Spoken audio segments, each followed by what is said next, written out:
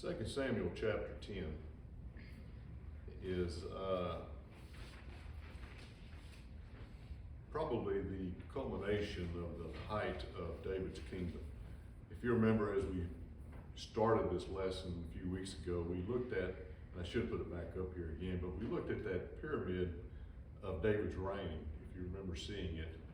And on one side of the pyramid, as David's kingdom rises, you see how he grew both politically, spiritually, and militarily. The kingdom became very prosperous. And at the top of that pyramid, we see his sin with Bathsheba, and then we see the decline on the other side that David experienced in his kingdom. And it's chapter 10 is the culmination of that particular growth in his reign. And it's, I think, good to point out that the three areas that he excelled in was his faith in God, his spiritual faith in God, his establishment of the worship of God in Jerusalem by establishing the priest, bringing the ark there, and had the ark with him. And then we see the military conquest that he has, and we'll see that again in chapter 10. But also from the political standpoint, as we saw in a couple of chapters ago, that David was reigning with the execution of justice and judgment that was right. And he was, I think, very well favored for that. And as we get into chapter 11, we see, I'm not sure why he did what he did, but nonetheless, it took effect on his reign.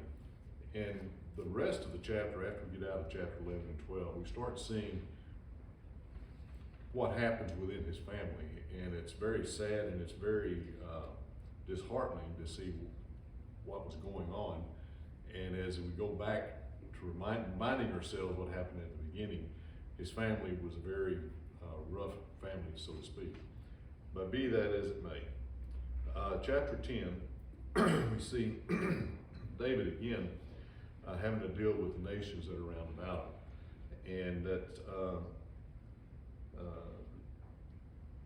probably the two nations that gave him the most headaches, or the nations that gave him the most headaches, were the Philistines, the Ammonites, and the Syrians. And we see the conquest of, or at least the battles with the Ammonites and the Syrians in chapter 11. So, kind of get started with all of this. Now, I've got on the chart here the Arameans, and I'm not really too sure how all this fits together, but it seems like to me that the Arameans and the Syrians may be kind of grouped together in one nation. But the people that we see in this context, in Israel, we see the three main characters being David and Joab and Abishai, I think that's how you say it. And then over in Ammon, we see King Nahash, which we don't really see too much about. His father, Hadash, had died, and King Hunan, which was his son, took his place. Now, King Nahash and David had some kind of,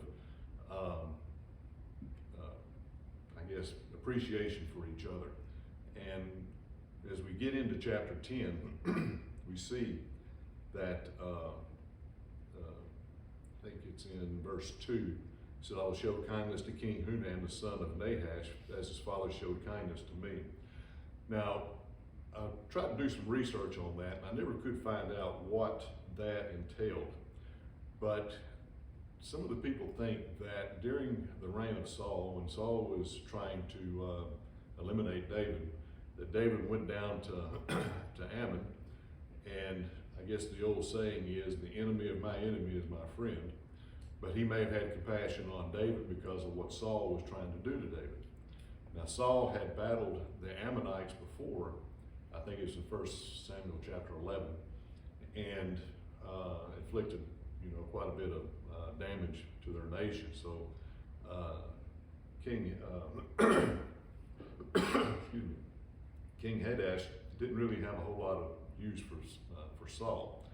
So when David showed up saying, I'm fleeing from Saul, he probably had compassion on him and showed him kindness. That's the only thing that I can come up with. And if that's the case, David never forgot that, and when he passed away, he sent that kindness. He wanted to send his sympathy down to his son and try to comfort him during the loss of his father.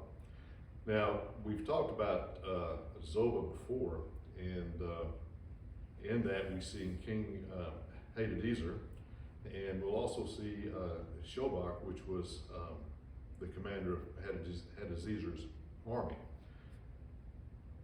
Now, the locations that we'll see in this particular text is that in Israel, two places are mentioned. Of course, we have Jerusalem, which was the capital where David was at, and then we have Jericho, which is the place where David's servants went to after they were humiliated by the Ammonites. And then in Ammon, we don't specifically see the word Rabbah, but it is the capital city, and I think this is the place after the war with war with Joab, that the Ammonites fled to, the capital city. And then in Syria, we see Zobah, Maacah, and then in Aram, we see Beth Rehob and Ishtab. Now, from what I can gather, Syria is kind of like the United States, and Aram may be a region within that United States, and then these other cities, or these other regions like Rabbah, Zobah, and Maacah are kind of like states within that nation.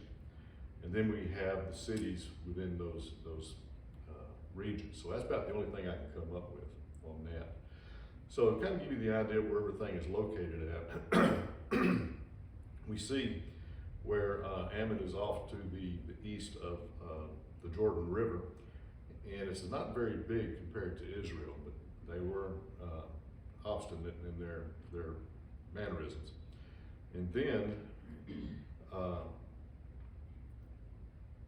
the ensuing war that Joab and his brother had with his brother Abishai had with the Ammonites and the Syrians and the Amorites. This was the location of their areas.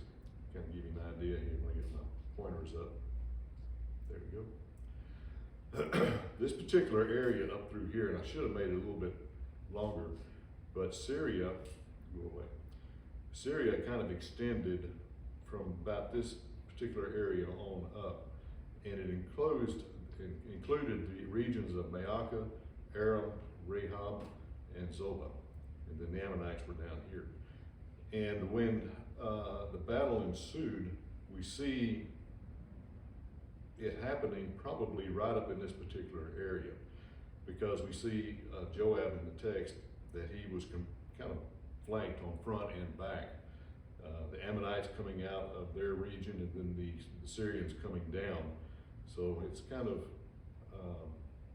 in that particular area the events happened here.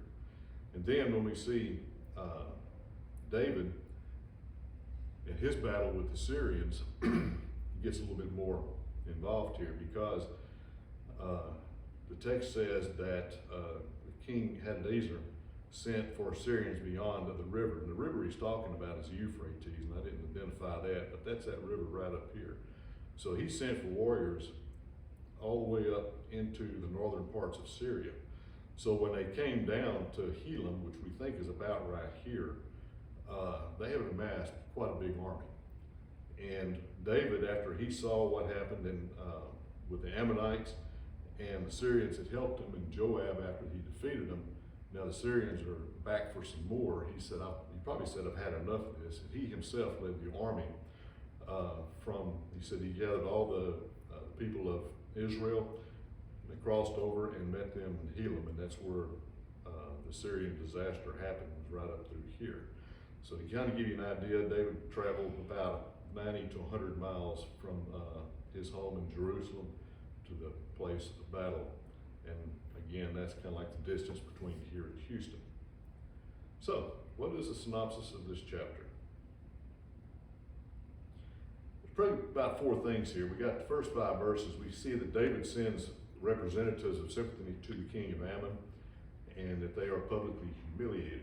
Then in verse 6, we see the Ammonites, seeing that they offended David, they assembled an army of Ammonites and Syrians. And then in 7 through 14, we see David assembled, well, that should have been Joab. I'm sorry. Joab, or David does assemble his armies, and he roused the Ammonites and Syrians, but Joab was the leader of that army. And then from 15 through 19, the Syrians regrouped to war against David and suffer a terrible defeat at his hands. So that's kind of about what we're looking at in this particular chapter. Now,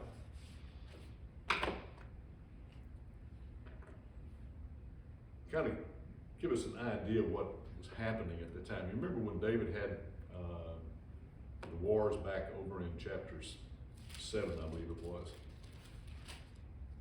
Yeah. Or 7 and 8. He had, it was in chapter 8. After he had defeated these nations, the text says that he had set up garrisons in Damascus of Syria and in Edom. But I don't think he had garrisons in the other nations that were around about him. So if he had garrisons there, they may have been able to stop any kind of uprising that was happening. Maybe not. Because when we look into New Testament times, the Romans had garrisons in Jerusalem, but yet Jerusalem was able to rise up against Rome, and I think they couldn't stop it. And at that time, I think the garrisons moved out, got with the army, and that's when they encircled Rome and encircled Jerusalem and finally destroyed it. So simply having garrisons in a particular area does not ensure total safety. But we do know that David had garrisons in these two particular areas. Now the Ammonites were historical enemies of David. Going back to Judges chapters 10 and 11, we see that there was constant conflict even before the time of Saul. And then when Saul became king, Saul had defeated him in battle. So there was, constant conflict between the Ammonites and the Israelites. So when we look at the first 5 verses of this particular chapter, he says, David sends representatives of sympathy to King Ammon, and they are publicly humiliated. Now, David had a lot of respect for the king that was down there because of the kindness that he had shown David. David wanted to show his kindness to him. And that kind of shows us the heart of David. He doesn't look at it as a situation that, okay, now we've got a change of regime in Ammon, we can go down there and wipe them out before they have a chance to recover from the death of their king. But instead, he wants to show them sympathy and compassion, and goes down there and sends his representatives over there to do that. Now, the curious thing is that when they show up in Ammon, the princes, or the people that I guess gives the king consultation, tells them, says, David's not here for sympathy. David's here to spy out your country. Don't accept him into your way. Don't accept him into your palace. Don't accept him into your confidence, because if you do, they're going to find out where your weaknesses are, and they will come and destroy us. So the new king, I guess he must have been a young guy, not really sure about how to rule a kingdom, took their advice to hand. So what he does is that he humiliates these men by shaving off half their beard, and going down to, let's say, about verse 4, he said, he shaved off half of their beards and cut off their garments in the middle and at their buttocks and sent them away. Now this was a humiliation to them to begin with. When we look over in Leviticus, the Jews were told not to shave the corners of their beards or to trim them. They were not to do that in any way. But to have half their beard shaved off was a great humiliation. I can't imagine what it would look like with just half a beard on, but when they went back to Israel, they definitely were ashamed by the way they looked. Not only that, but they had just about had themselves stripped bare naked. They said that their buttocks were showing, their midsections were showing, they didn't have a whole lot of clothes on. So when they were humiliated this way, they were sent back to Jerusalem. sent back to Israel, and as they came into their country, David finds out what had happened to them, and he tells them to remain in Jericho until your beards have grown, and then return back to Jerusalem. A couple of things we need to look at here, and I think David Pratt points it out very well in his book, if you took the time to read it, is that what God considers humiliation to us is the bare nakedness in which we sometimes find ourselves in if we're not careful. And for him to say that we have our clothes removed up to our buttocks, that tells us quite a bit about what God considers to be shamefastness.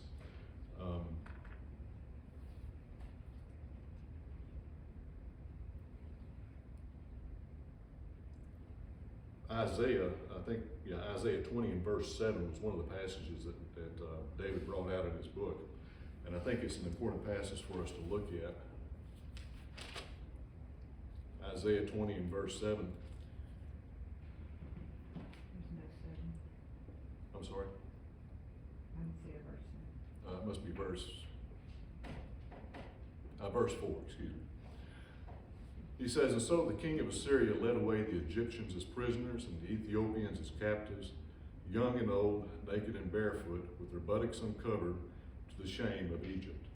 So what Isaiah is saying here is not only were they led away captives and as prisoners, but the condition in which they were stripped down to was a shame to the country in which they lived in. And we should take that to thought too, because the way we clothe ourselves, if we allow ourselves to be stripped down to our buttocks, we're not only shaming the nation, but we're shaming our families. And we should have shame for ourselves, even as the young men from Israel themselves found themselves in. Isaiah 47 verses 2 through 3. Isaiah also says, "Take the millstones and the grind mill, remove your veil, take off the skirt, uncover the thigh, pass through the river. Your nakedness shall be uncovered, and your shame will be seen, and I will take vengeance, and I will not arbitrate with man." So again, Isaiah is showing us that shameless results in nakedness, and the nakedness is anything up to the uncovering of the thigh, to taking off the skirt, and removing of the veil. In other words, exposing ourselves to the world in a manner in which we are not shamed to do so. So he points out some very good things that we need to understand about how we to dress. Solomon says that, such dress is even like the dress of a harlot, and we should not find ourselves in such a way. Paul tells Timothy that the women should be modestly dressed in modest apparel, and that he tells Titus also in chapter 2 and verse 5 that the dress that we have should be chaste or discreet. So we need to understand that how we clothe ourselves should show respect not only for ourselves, but for the families and for the family of God. And when we see him saying that this is a shame to the nation, we as Christians should understand how we present ourselves to the world could be a shame to the world, to the church itself, to God's family. And we don't want to bring reproach in such a way in that manner. So, be that as it may, we need to watch how we dress. Even as these people in Jericho, even as these men were treated this way, they did not do it to themselves, it was done to them. Now David, and I thought this was kind of interesting, David said to wait in Jericho until your beards have grown. Why did he say to wait in Jericho? Why not just, leave Jericho, come on back to Jerusalem, or go out back to your homes, wherever they may be? I think the reason for this is that even to the Jews, having your beard shaved off was an insult and was a shame to them. David was saying, don't allow yourself to be seen. Don't bring this shame further into the nation, and don't shame the nation by the way you look. So he tells them to stay put. Stay there until your beards are grown back, Of course, clothes can be replaced without a problem, but the intent is don't flaunt yourself before the nation. Wait until things are back to normal, and then you can come back to Jerusalem. So the servants were pretty much humiliated by the Ammonites. Now, seeing that this happened, they understood that what they did to David's servants is now going to bring the wrath of David upon them. So not only did they humiliate them, but now they began to say we need to defend ourselves. So they got with people of Syria and started making arrangements for the Syrians to come to their assistance, help them for defense of their nation. And the Syrians were all too happy to do that. Of course, you know, here was an opportunity for Syrians to, again, try to put the blow on the Israelites. So he says, the people of Ammon saw that they made themselves repulsive. This is in verse 6 to David. And the people of Ammon sent and hired the Syrians of Beth Rehob and the Syrians of Zobah and 20,000 foot soldiers, and from the king of Maacah 1,000 footmen, and Ishtab 12,000 men. Now when David heard of it, he sent Joab and all the army of the mighty men, and then the people of Ammon came out and put themselves in battle in array at the entrance.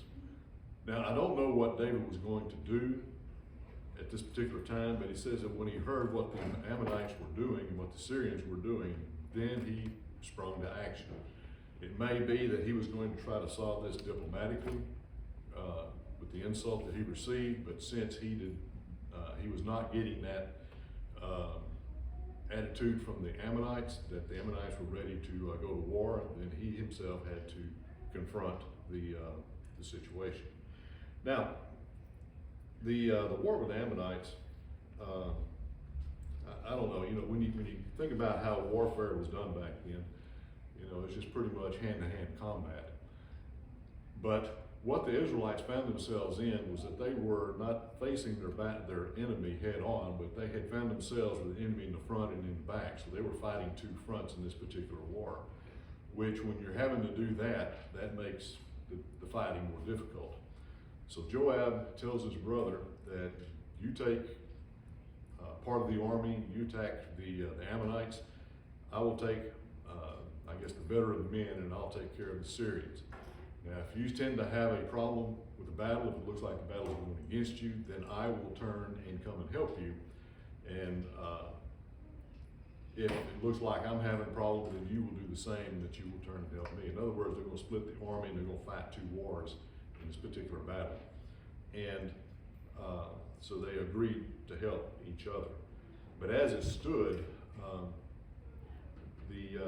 the Syrians were routed, and when the Ammonites saw that the Syrians were, I guess, put on their heels and they took off back towards Syria, and that Joab had overcome them, then the Ammonites became, I guess, afraid that they weren't going to have any more help and the battle was going against them, so they fled back to their city, and that would be the capital city, Rabbah. I think it's how you say it. And an interesting thing happens is that in verse 14, it says, when the people of Ammon saw the Syrians were fleeing, they also fled before Abishai. They entered the city. So Joab returned from the people of Ammon and went to Jerusalem. Why he did not encircle the city and take it under siege, we don't know. We're not told. Now there's speculation. It could be the time of the season, as we see in verse 11. The concept of making war in the winter was not a good thing because you're exposed to the elements, and it does not make the war go in your favor. But, and we may have that situation here. If he was to take siege of the city, he would have his army out facing the elements, and that may have been devastating to them in that respect. So he decides, for whatever reason, he returns back to Jerusalem and leaves the Ammonites alone. Now, the Syrians, and I'm not sure how soon after this happened. It may have been, you know, pretty soon. It may have been a year or so down the road. But we do know that the Syrians saw that they were defeated by Israel. They gathered together again. It's kind of like, you've given me a bloody nose, I'm going to go back and get another one. And that's exactly what they did. But this time, I think their preparations for the war, they thought was in their favor because of the amount of help that they had in this particular war. He said that King Hadadezer in 16 sent throughout all Syria and those that were beyond the river, that is beyond the river Euphrates, and they came to Helam. And the commander of Hadadezer's army was Shohak. And when it was told David what was happening, that Syrians were gathering against Israel, David takes matters into his own hands at this particular time. Instead of sending Joab, I'm sure Joab went, but instead of entrusting Joab with the outcome of the war, David himself went, and he was going to ensure that this situation was put down for a long time yet to come. So they set themselves in battle against David, and they fought with him. And then the Syrians fled before Israel. And as a result, as you see in verse 18, David killed 700 charioteers. And the account in First Chronicles 19 tells us that it was 7,000. And again, we had this problem a couple of chapters back about whether or not it was 700 or 7,000. And I think we just can't understand unless it was just a copyist mistake when the men were copying the Bible. But it's really no issue because it's just a matter of recording history. But whether it's 700 or 7,000, he took out 40,000 horsemen of the Syrians and killed their commander. So if it's 40,000 and 7,000 charioteers, then that's quite a few people, 40,000 men in one particular battle at one time, and their commander was killed. And then it sums it up in verse 19. He says that when all the kings who were servants to Hadadezer saw that they were defeated by Israel, they made peace with Israel and served them. So the Assyrians were afraid to help the people of Ammon anymore. So the whole outcome of this particular situation is that the Ammonites insulted David, went to battle against them, brought the surrounding nations into them, Syrian nations in their regions, had two major conflicts, and when it was all said and done, the Syrians decided they did not want to have anything else to do with David. Anything else to do with helping the Ammonites. So David was had pretty much taken care of that particular situation. So he suffered a terrible defeat, and David once again had a certain amount of peace among the people. Now we will see in the next chapter, chapter 11, he says, it happens in the springtime of the year when the kings go out to battle that David sent Joab and his servants with him, and they destroyed the people of Ammon and besieged their capital. So again, the Ammonites evidently hadn't had enough, or at least that, or David was saying, now I'm fixing to take care of the Ammonite situation, and he went and laid siege against them. So we're still not finished with the Ammonites. So this chapter brings to the close the first half of David's reign, up until the sin with Bathsheba, and then we start seeing the downfall of his house. So chapter 10 is kind of the closing point of what we're seeing as far as David in establishing his kingdom. He became strong politically, spiritually, and militarily. So what are some of the lessons that we can learn from this? Well, first of all, understand kindness and show compassion for those who may be suffering. If a person comes to you with the understanding that you're suffering and only show kindness, understand it and accept it. And then the person giving this needs to understand the compassion, or at least the suffering that the person's going under. We need to have the compassion to show that to these individuals. So David and the king of Ammon, they did not understand this. against her. At least David understood what compassion was. The king of Ammon did not. And he suffered because of it. Second thing we can learn is that, like David, do not be the one who starts the conflict, but be ready to handle the situation with God directing your steps. And that's what David did when he sent Joab to battle the Ammonites and the Syrians in the first battle. When Joab separated his army, he told his brother, we will put this in God's hand and he will determine the outcome and he will be just in what he does. So like David, we need to understand that we don't need to be the one to start a conflict. You know, even though we may be shamed, we shouldn't be the one that starts it. But when the conflict happens, we need to be able to handle the situation, and we need to handle it by the direction of God and by his instructions that we find within his word. Thirdly, with God, you can overcome all that you confront in life. You know, Joab, his brother, David, they faced a lot of, problematic situations in these wars. And they understood that when they went to war, that a lot of their own people were going to be killed in these battles.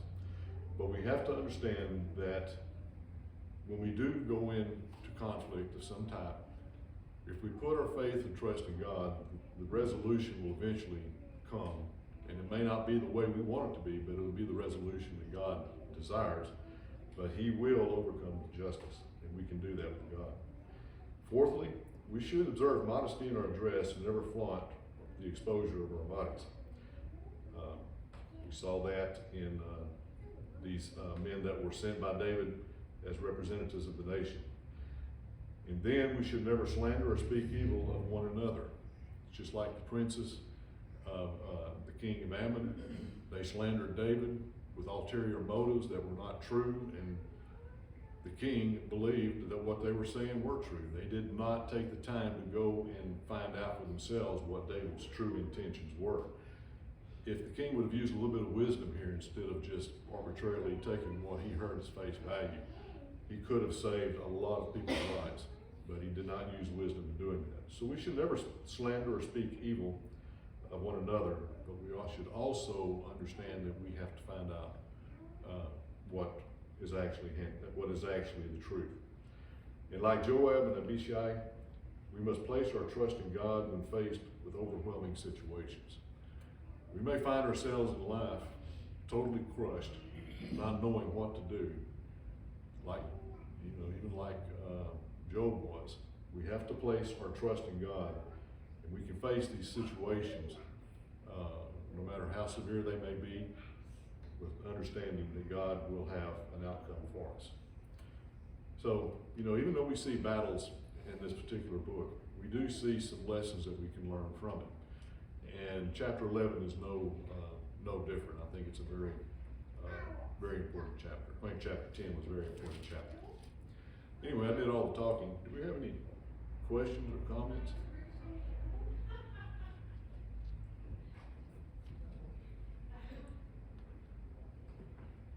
Nothing? Do you think with the Syrians, it was kind of like they saw they were being defeated, so they withdrew so they could regroup and then come back at a second time? It's kind of looks like even in modern day battles.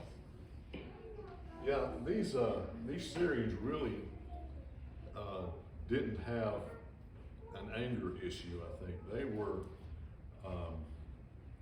hired mercenaries. So in their mindset was that if the battle goes too bad for us, we'll just turn and run and regroup. But I think at the same time during the battle, when they saw they were getting defeated, that may have been true. They decided, let's get out of here, let's regroup, and then we'll come back and we'll take David with even more men. Could very well be. But hired mercenaries sometimes does not have as much skin in the battle as the nation that has the conflict itself. We even see that today in today's military conflicts. Anything else?